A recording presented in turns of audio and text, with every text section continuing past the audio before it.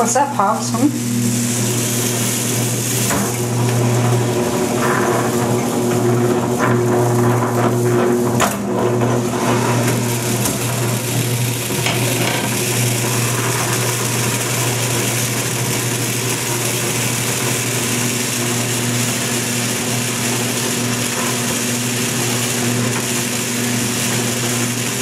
Scoops it all up, dumps it in the hopper,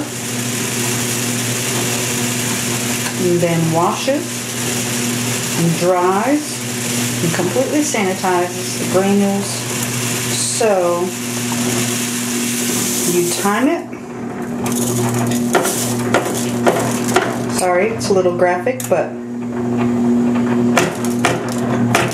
goes up and down once so that it can shake off the extra granules so you don't waste too much.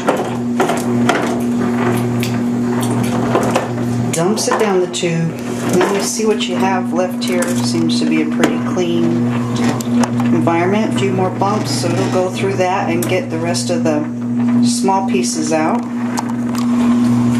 And as you can see, I have it installed in my bathtub,